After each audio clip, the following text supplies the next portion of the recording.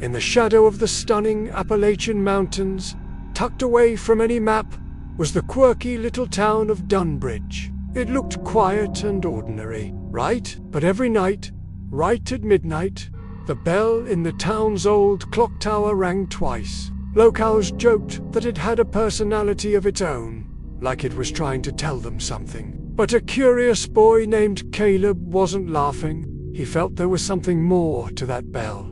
Something mysterious just waiting to be uncovered. What could it be? Every ring sent shivers down his spine, and he was determined to find out what secrets lay behind those chimes.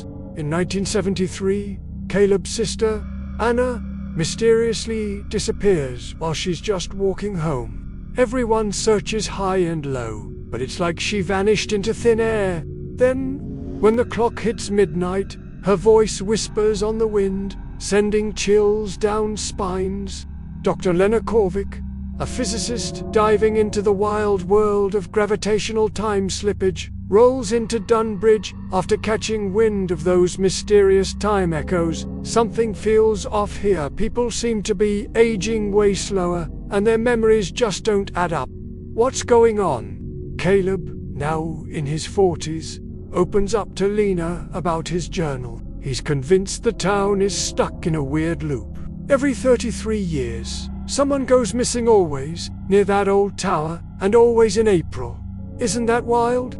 Lena's tuning in to some weird radio signals, and all she keeps hearing is Anna, along with some coordinates that lead her to the hills. She finds this old miner's cave that opens up to a sealed chamber. Inside, there's a chair that looks like it's been frozen in time, and it feels surprisingly warm. What's going on here?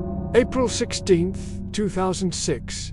Lena hits the switch on her resonant frequency gear, and suddenly, everything outside goes wild. Clocks stop, birds freeze in the air. Then, she hears Anna scream. Lena takes a quick step out of the chamber and, wow, there's Dunbridge. Hold up, it's 1973. Anna strolls down the path, and everything looks so fresh and new. Lena dashes out, but oh no, the portal just collapses behind her.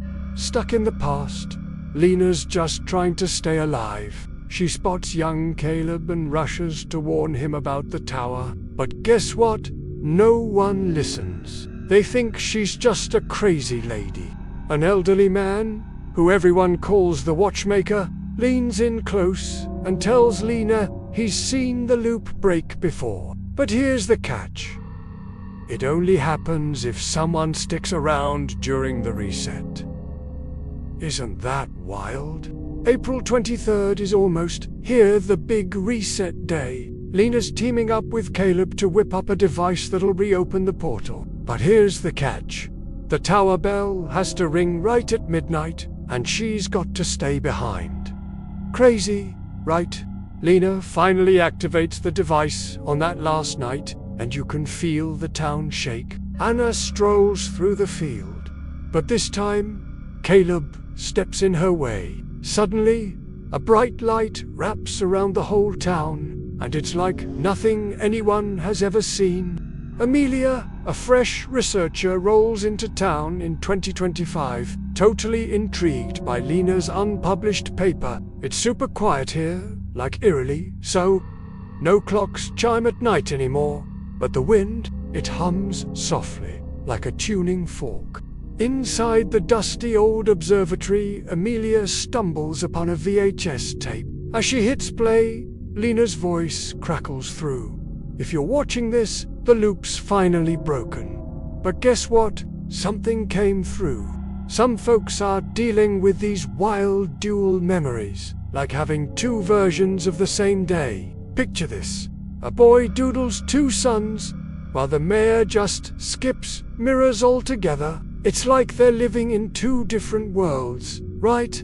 During a thunderstorm, the clock tower rings out for the first time in 19 long years. Amelia glances up, feeling a shiver run down her spine as the clouds twist and swirl ominously above her. The cave has reopened, and it feels cozy inside. Amelia steps in and spots Lena. She looks older, but still here, waiting. "I had to guide someone back," she says with a sigh. "To really break the cycle, you'd have to wipe out that first spark the day the chamber came to life. But doing that, you'd wipe out the whole town's history. How wild is that?" Lena warns Amelia. "If you change it, you might never have existed."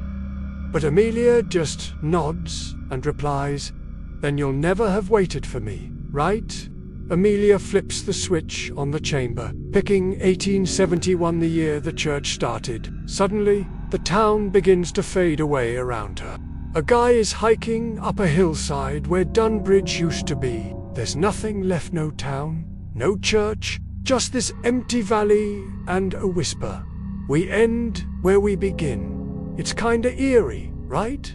Loved this story. Smash that subscribe button for Chrono Dark. You won't want to miss it.